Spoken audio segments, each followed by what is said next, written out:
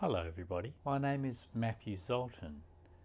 I'm the author of the Undo Meditation app, co-creator of the Quiet Retreat services where I've been running meditation retreats for the past 35 plus years. I've also been running my own osteopathic and healing clinic based on the mind-body connection, which I pioneered back in the 80s and wrote the first book on.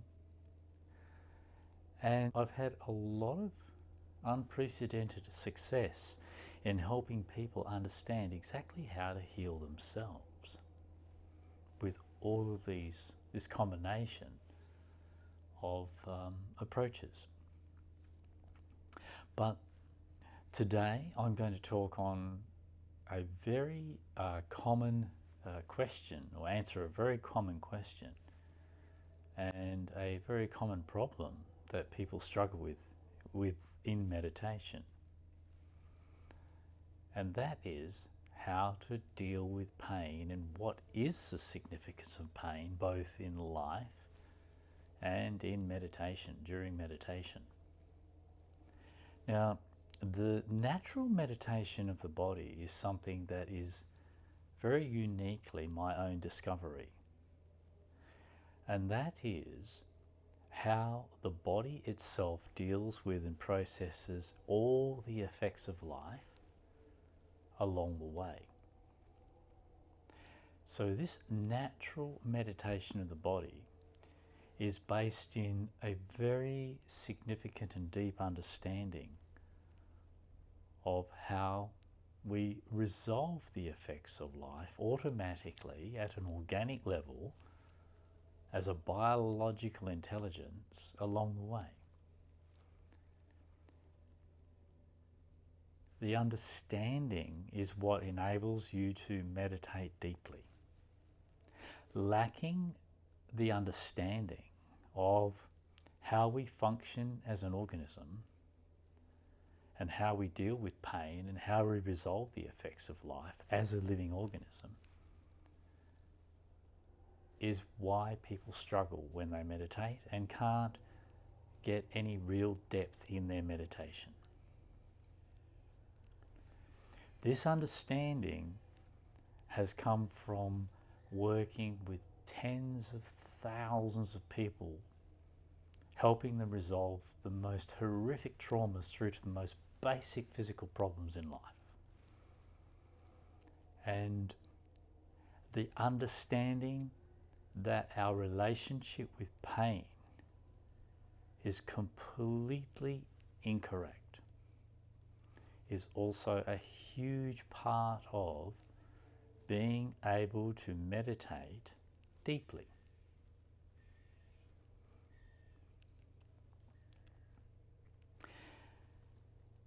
Pain needs to be understood in 3 different phases, and I'll go into this to begin with. The first phase of pain is when we are hurt, whether we are physically hurt or emotionally hurt, or both. The first phase of pain is the sensation of being hurt in the moment of being hurt, telling us to get away from what's hurting us. For example, if our hand is in a fire, we're burning, we feel that pain and we pull our hand away from that fire. So that's the first phase of that particular hurt and that particular pain. The second phase is once we are burnt, then we are still in pain. And for as long as it takes for that burn to heal, there will be a gradual lessening of that pain. But that pain will be there for a period of time. Now that pain is the second phase of pain, and that's not a warning to get away from something. That is not the warning to take your hand out of the fire. That's the first phase of pain. So that's not the phase of pain which you're supposed to escape and move away from. That's not the warning. That's the second phase of pain, which is the healing phase of pain. And the healing phase of pain is the pain is already there as a result of the first experience of being harmed or hurt or burning yourself. And now what's happening is you're not being harmed, you're not being hurt, and you're not burning yourself. You are experiencing the effects of that. And that is the pain that is healing you. Feeling that pain whilst you're going through your healing of a pain or the healing of a hurt, feeling that pain is guiding you, consistently guiding you throughout your process of healing, so that you don't harm yourself more, so that you're careful with that part of yourself, so that you are able, or so that the body is able to heal itself fully. It is absolutely essential that the pain of that initial hurt is there, and it is.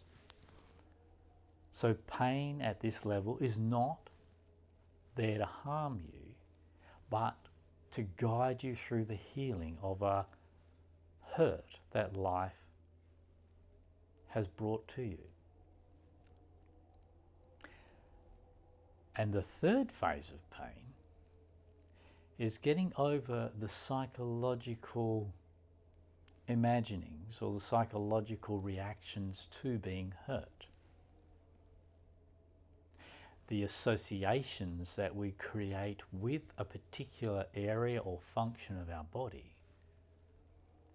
from being hurt are gradually resolved through the healing process, both of the second phase of the pain and the third phase. The third phase is where the physical pain may have diminished completely, and the healing of that part of your body may have completed itself, but your association with it causes a hypersensitivity to that part of your body being hurt again, and a fear of it being hurt again, and a relationship with that part of your body or that function of your body or that function of yourself being somehow now still harmed, still damaged, and you're frightened to use it fully.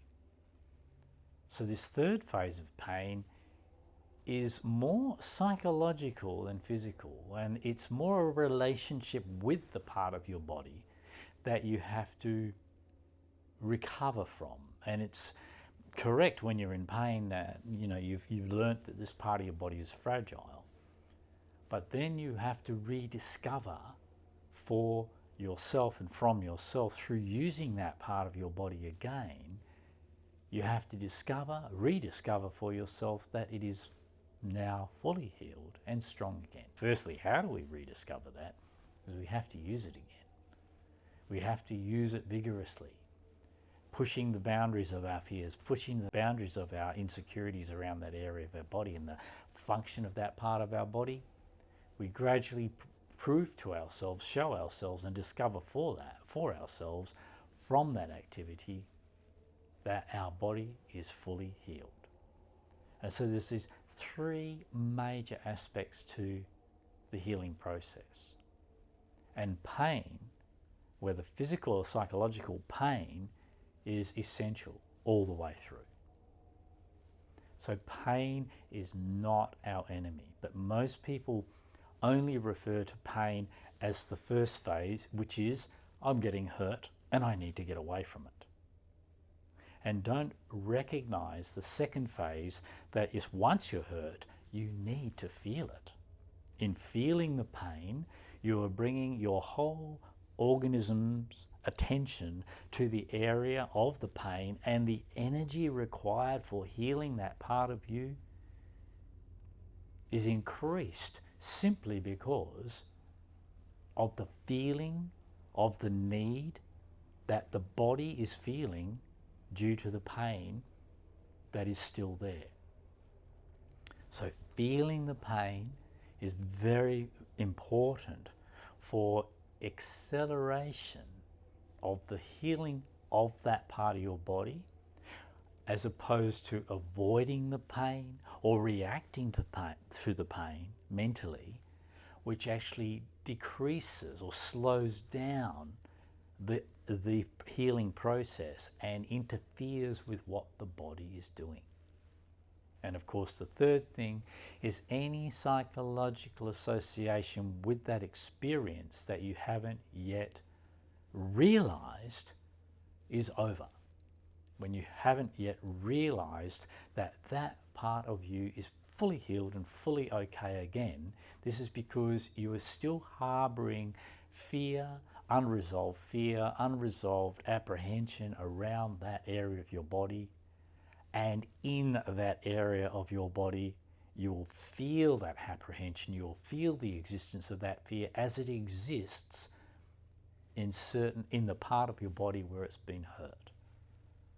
And so you'll realize that memory and the fear of being hurt is held in your body, which requires vigorous use to bring it back to a recognition and understanding, to bring yourself, your whole self, back to the understanding that you are in fact well and strong again. Now, avoiding these areas of yourself that have been hurt is a problematic condition that most human beings find themselves in. Throughout our life, we've avoided anything following being hurt. So we're hurt and we don't want to know about it. We try to get away from it. We do our best to. We either suppress it, drug it out, avoid it, disassociate from it, and get on with our life. And these, drugging them out, suppressions, disassociations and avoidances interfere with the completion of these three phases of healing. And we get stuck at a certain point. And being stuck at a certain point, this is held as a memory and an unconscious association with that part of our life, that part of our body, or the activity and use of that part of the body. And we know its presence usually only because we feel apprehensive, awkward, and not that well functioning in that part of our body. And so we are no longer limber, we're no longer flexible, we're no longer strong, we're no longer balanced, we're no longer comfortable, we no longer enjoy all these parts of our bodies that have harbored some degree of unhealed state throughout our life. Now, when we meditate in the natural way, not using techniques, not in the traditional sense. The traditional sense of meditation is another form of disassociation from these discomforts within ourselves that have accumulated throughout our life. And therefore, traditional meditations don't help your healing. They won't help you recover from these effects of life. They will simply help you disassociate and disconnect from them, and therefore feel as though you are feeling better. Whilst whatever you've disassociated from or disconnected from is still there in your body. When you approach this in a very different way, in the natural meditation of the body, is to understand that what you are feeling at any point in your meditation, what you are feeling in your body at any point in your meditation, is being felt within the body for the purpose of its own healing process and for the purpose of rectifying or recovering from the effects of life, both psychological and physical. So whichever phase of pain you got stuck in along the way with any variety of the things you've been through, when you are sitting in meditation, these will come back to life within you if you are sitting quietly and not trying to change the way you are through the application of a technique, and not trying to get away from the way you are through the application of a technique or an idea, but just feeling into the body of yourself as a living organism and seeing what your body is automatically up to. And what it's automatically up to all the time is healing itself, is constantly bringing itself back to its ultimate condition of functioning. So when you are meditating, particularly when you're sitting quietly, sitting still, and not actually applying any effort, any intention, or trying to reach any goal, but simply discovering from within your own condition exactly as it is, discovering exactly as you are today. How are you today? How does it feel inside of you today? How does it feel being you today? Being, in the being of you, means simply being in the physical sensation of your own existence right now, however that happens to be. Your mental reactions to that will also be inclusive in this meditation, because as you find yourself getting in touch with different parts of yourself, or different parts that you've neglected or been hurt along the way, start to come back to life to complete their own healing process. During this meditation, you will find your own reactions to certain sensations and parts of yourself that haven't been fully rectified and fully resolved through any one of the first, second, or third phases of your healing process, of your recovery process. Then being with that, however that is, at whatever point you find any sensation in yourself to be at. You won't understand this intellectually, it's not necessary. It's just understanding that at some point you will tune into, reattune to a condition in you that's not resolved. And when you do, don't be frightened. This is, unless fear is there, this fear that you are feeling is not fear of your condition, but the fear in your unresolved condition coming out of it, which is also a part of your healing. And this is something that meditators, even experienced meditators, rarely understand, is that what is coming out of their own condition and becoming more known to them both cognitively and as a feeling, the fears that come up, the apprehensions that come up, the resistance that come up, are all coming up out of the condition that they are beginning to get in contact with in their body, because that's where it is. That's where it's held, in the memories, in the cells of some part of your body, wherever that took place, wherever that harm is remembered, whatever part of your body that harm is remembered by.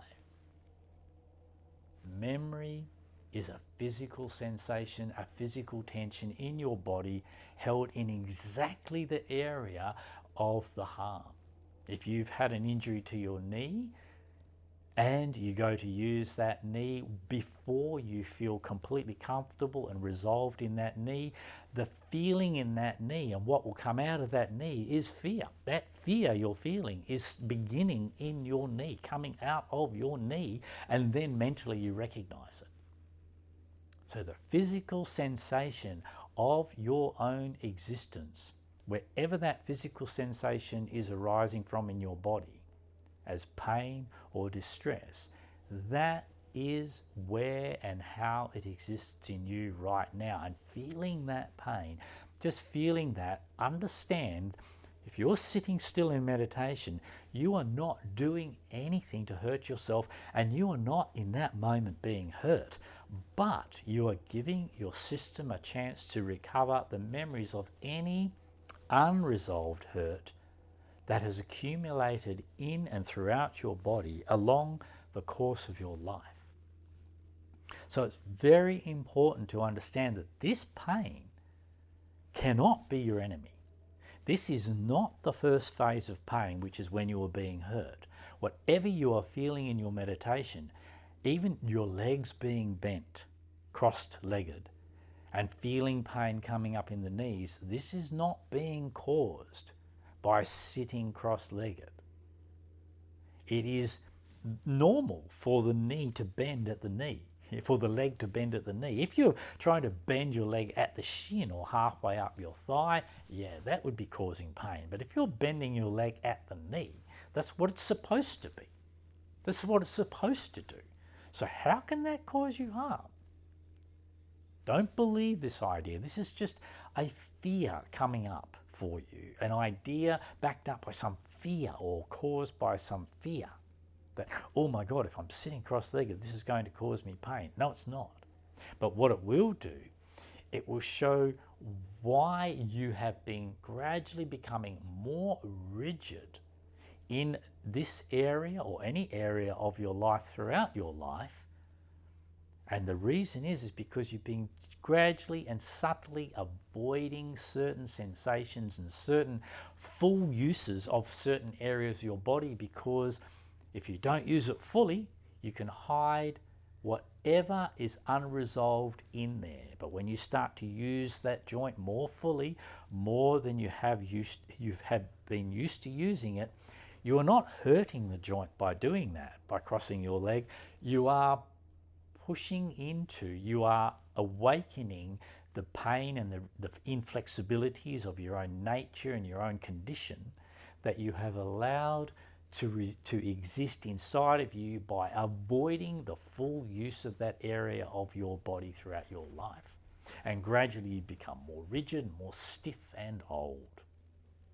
I'm 64 years old and I can sit cross-legged with no trouble at all for 8 or 9 hours straight. No problem. How come? Not because I'm physically used to it, but because this area of my body is clean. Is clean in the sense that it is resolved of the memories of anything that's happened in that area of my body along the way. And this changes from day to day. Different things will show up.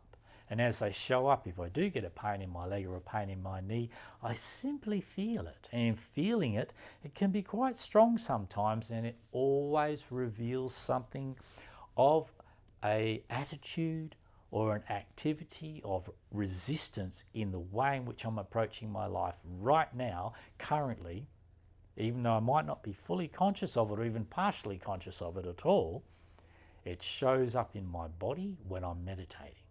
And by feeling that, it releases, it resolves. And as it resolves, that attitude or that blockage of resistance, or the way I'm thinking, or the way I'm feeling, or how I am in relationship with someone else or a certain situation, the tensions from those situations, from being involved with those particular people, are held in a certain area of my body, and when I feel that, it relieves. And in relieving that, it also relieves the thinking process and the attitudes that tension drives.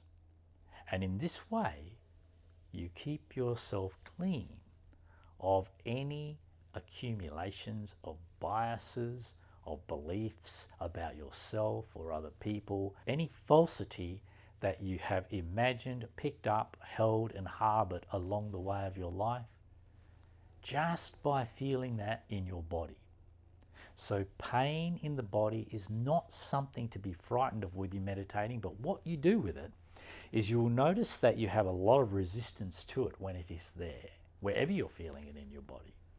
And the first thing you start to think is, oh my God, there's something wrong with me. This means there's something broken, or do I have this illness? Do I have that illness?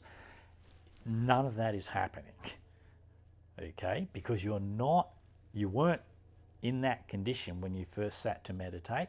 You sat to meditate, you feel quite comfortable, and then the pain starts to show itself. And it's showing itself because prior to that, you were oblivious to it.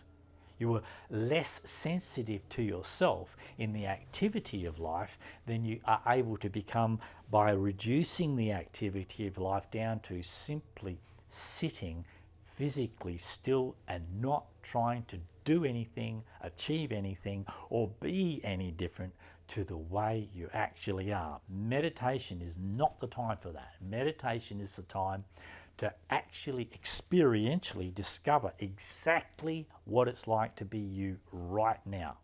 And that's the natural meditation of the body. In doing that, you come back into the physical felt sense of yourself, the live felt sense of what it is to be you, what it is to be existing as you right now in the exact condition you're in. And in coming into contact with that condition, it shows itself as you become gradually more quiet and more sensitized throughout the body of you, in the sensations of you as a living being. You begin to uncover whatever you have overlooked, suppressed, denied, avoided, and shied away from throughout the process of your life. And healing by feeling that pain, feeling it as a pain is not suffering the pain. Feeling any sensation of pain is actually a relief to feel it, because it's exactly what you're supposed to do with pain, is feel it. It's there to guide you. It's there to stimulate the processes of your body to bring about the recovery and the rebalancing of anything that's out of balance in that particular area of your body or of your very nature. And so being with that pain is the most beneficial thing you can do for yourself any day of your life, in the sense that it is resolving any accumulated, unresolved pain, distress, and imbalance that will, if you don't resolve it, will lead to greater problems in the future, greater health issues, greater mental issues, driving your mental issues, driving your unnecessary reactionary distresses, and driving the breakdown of your body into older age. The only thing that causes this pain to become a suffering, and the thing that changes a simple feeling of relieving pain into suffering that pain, is when you fight it. And how do we fight our pain? We mentally react to it. To mentally react to the physical pain in your body is to go into a mental fight with it, to become frightened of it, to try and suppress it, to try and change it. Any meditation technique, Zen have a meditation technique of labeling their pain. This is a reaction to the pain. When you label pain, oh, pain in my knee, all you are doing is disassociating from the pain slightly into the thought you just created as the labeling of pain. Don't label your pain. Don't even call it pain. If you're labeling it, you're thinking about it. And why are you thinking about it? Why are you labeling it using that technique? Is because you're trying to get away from it. Getting away from it is the initial problem and the ongoing problem that causes us to suffer our pain and causes us to lose touch with our pain as we go through life, allowing our pain to then create other problems, our distresses and our imbalances in our body, to then become other more extreme problems later on in our life, or later on in that period of our life. So labeling, thinking about your pain, is a form of disassociation from your pain, trying to disconnect, trying to get rid of it, trying to avoid it, trying to not feel it. Some meditation techniques will tell you to just come back to the essence of your own awareness rather than feeling what's going on in your body. But that awareness is another form of disassociation. You are detaching, disconnecting from the actual condition you're in because you don't understand it. This is the only reason people teach and use such techniques, is because they have no understanding of the significance of pain. It's not our enemy. It's not there to harm us. It's absolutely essential. The person who doesn't have pain has an illness called leprosy. Leprosy is very, very dangerous. A leper can stand near a fire and have his hand near the fire, and actually his hand will burn away before he'll realize there's anything there, because there's no pain to protect him. So your pain is there to protect you. It's a form of natural intelligence. It's a massive intelligence. It's an intelligence which tells you on an experiential, sensory level, on a direct felt level, it tells you exactly how you are wherever that happens to show up in your body. And as we all know, there's different levels of pain. It's not just a random thing. It's very, very specifically formed as the information about your condition in any area of you as you live your life. And it's absolutely essential. So to feel that and to change your relationship with pain by simply feeling it in your body when it arises in your meditation also changes your relationship with illnesses. You're able to be with the illness, be with the discomfort, be with the pain as it is inside of you without so much fear of it or reaction to it. And as you continue to do this and have the success of this pain healing and resolving within your own organism, as you experience the success of this, so you come to have a deeper experiential, factual understanding of the nature of pain, the significance of pain, and how by feeling it in your body, you are actually helping yourself. You are actually taking care of yourself. So whatever, it's physical pain, psychological pain, distress, sadness, grief, whatever it happens to be, the only thing you should be doing with any of that is feeling it, and not disassociating from it. Now, how do we disassociate from it?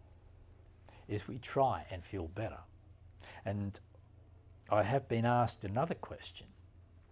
And this other question was in respect to, why is it that I never talk about joy and happiness?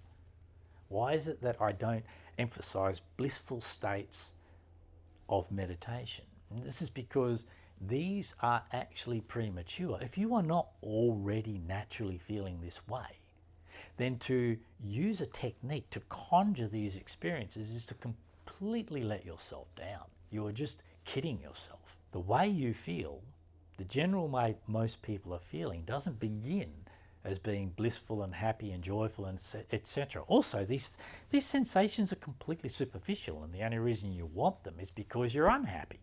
The only reason you think about being happy is because you don't like being unhappy, and the only reason you're unhappy is because you want to be happy.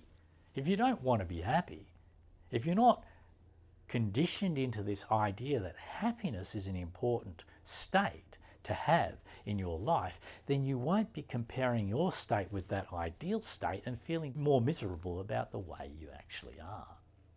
But the main point I wanted to make with this is, as you heal the distresses by feeling them as they are inside your system, as you heal these, you will gradually be free of these extremes until you find yourself come back to a much healthier, a much more stable state of just being able to accept the way you are, however that happens to be, and therefore the suffering of the way you are is resolved.